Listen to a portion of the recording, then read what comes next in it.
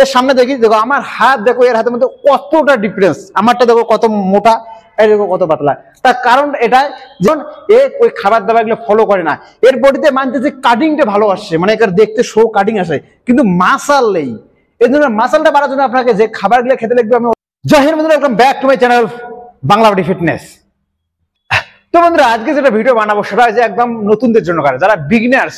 তো বিগিনার্সরা কি করবে, যাদের শরীরে মনে করো কাটিং তো আসে কিন্তু শরীরের মানে ইয়া নাই, মাসাল নাই, মানে বলতে গেলে তাদের শরীরে মানে মাংস পেশি এখনো হয় নাই, তাদের শরীরের মাসাল মানে যাকে বলা হয় তাদের শরীরের মধ্যে আর কি একটু গ্রোথ নাই, তাদের কাটিং তো আসে। তো সেটা আজকে আমি কিভাবে আপনারা মাসাল গেইন করবেন, কিভাবে বাড়াবেন, আজকে আমি পুরো ডিটেলসে বলবো আর দেখাবো সেই সমস্ত লোকেদেরকে যে যাদের এরকম বডি তারা কিরকম মনে করো সিচুয়েশনে বা কিরকম ব্যায়াম বা কিরকম খাবার দাবার করবেন, পুরো ডিটেলসে বলবো। তাই ভিডিও শুরু থেকে লাস্ট অবধি অবশ্যই দেখুন। আর আজকে আপনারা এটা পুরো মানে প্রপার ভাবে বুঝতে পারবেন, ভিডিও শুরুতে লাস্ট অবধি দেখলে বুঝতে পারবেন যে আপনাদের যদি আপনারা এরকম বডি থাকে তো আপনাদের কি করা দরকার। তো বন্ধুরা দেখেন, আপনারা দেখতে পাচ্ছেন বডি, এর বডি আপনারা হয়তো কাটিং দেখতে পাচ্ছেন, বডি শুকর। তো বন্ধুরা আপনার বডির কাটিং দেখতে পাচ্ছেন, কিন্তু বন্ধুরা এর বডিতে কোনো মাসাল হয় নাই, এর বডিতে ফ্যাট বা এর বডিতে একটা যে মাসালের সাইজ, সে এখনো সাইজটা এখনো গেইন করে নাই, যার ফলে এর বডির কাটিংটা কিন্তু ঠিকঠাক আছে, কিন্তু এর দেখতে পাতলা। এই জন্য শরীরে এখনো মনে করো মাংস পেশি বা এখনো যাকে বলা হয় মাসাল, সেটা গ্রো করে নেই। তো এই মাসালটা গ্রো করতে গেলে বন্ধুরা আপনাকে একটা নিয়ম ফলো করতে লাগবে। নিয়ম বন্ধুরা একটাই, সেটা হচ্ছে খাবার দাবারের উপর আপনাকে ফোকাস করতে লাগবে। নিয়মিত আপনারা ব্যায়াম তো সবাই করেন, কিন্তু যাদের বডি এর মতো দেখুন পাতলা, হ্যাঁ মানতেছি বডির কাটিং আছে কিন্তু বডির মধ্যে সে মতো মাসাল নাই। তো মাসালটা না যদি আপনাকে খাবার দাবার খাতে লাগবে নিয়মিত ভাবে, সেই খাবার দাবারগুলো যদি আপনার পারফেক্ট ভাবে খান তো আপনার বডি ধীরে ধীরে গ্রো করবে। তো বন্ধুরা সেটা কিভাবে খাবেন, কিভাবে মানে খাবেন না, আজকে আমি সিম্পলি আপনাকে কয়েকটা প্রশ্ন উত্তর দিব, তার সম্বন্ধে কয়েকটা প্রশ্ন জিজ্ঞেস করি যেটা আপনাদের জানা বিশেষ দরকার। তো এনাকে জিজ্ঞেস করব যে জিমের মধ্যে যখন যারা নতুন জিমে আসে তো তাদেরকে যে নিয়মগুলো ফলো করতে লাগে, তার আগে তাদের যে খান মানে যেগুলো খায় সেগুলোর মধ্যে কি এমন জিনিসগুলো খায় যেটা আপনারা শরীরে মনে করো ইয়ে করে না, গ্রো করে না। তো নর্মাল ভাবে জিজ্ঞেস করবো যে প্রোটিনের মধ্যে বা ড্রাই ফ্রুটের মধ্যে বা কাজু বাদামের মধ্যে এমন কোনো খাবার আছে যেগুলো খায় না?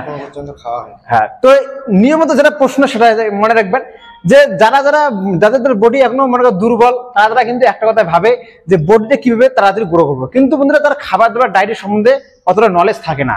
এও সেই মতো নর্মালি ব্যায়াম করতে পুশ আপ করছে রুমের মধ্যে, জিমে হয়তো নতুন আসছে কিন্তু তার বডি গ্রো করে নেই, তার কারণটা মেন কারণটা এটাই যে খাবার দাবারে ফোকাস করে নেই।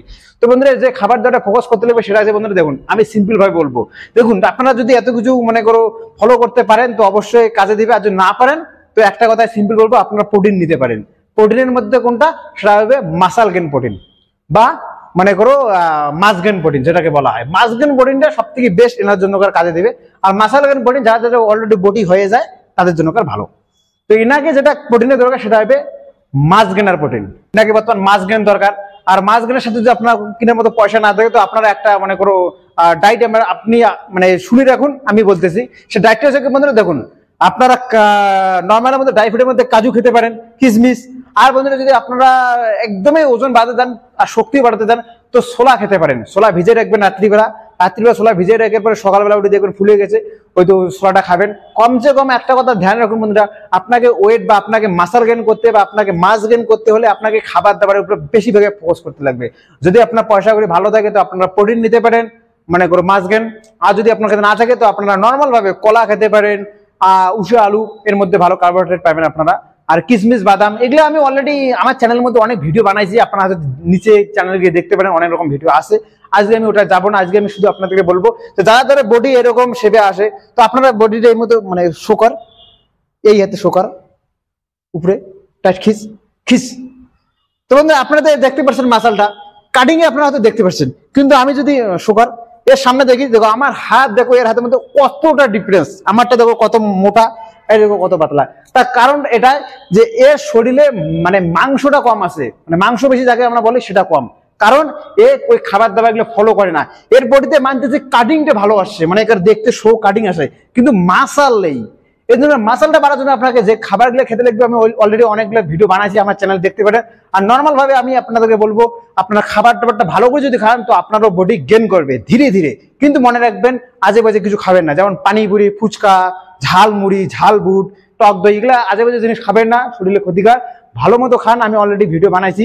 আর একটা কথা বলবো বন্ধুরা, ওয়ার্কআউট আপনারা নর্মাল করুন প্রথম অবস্থায়। যদি আপনার এর মতো নতুন হয়ে থাকেন তো প্রথম অবস্থায় অল্প অল্প ওয়ার্কআউট করুন, আর ধীরে ধীরে আপনারা ওয়ার্কআউট বাড়িয়ে যান, তাহলে কোনো সমস্যা হবে না। তো বুঝতে পারছে? তো বুঝতে পারছে অবশ্যই। তো বন্ধুরা আজকে মানে এতটুকুই, আপনারা হয়তো বুঝতে পারছেন। আর যদি বুঝতে না পেরে থাকেন তো কমেন্ট বক্সে অবশ্যই কমেন্ট করবেন যে আপনারা কোনটা বুঝতে পারেন নাই। তো বন্ধুরা যাতে মানে একটাই বলি, যাতে যাতে ভালো থাকুন, সুস্থ থাকুন, আর হ্যাঁ বডি শো ন্যাচুরাল বডি বানিয়ে ফিট থাকুন। জয় হিন্দ, বাই বাই।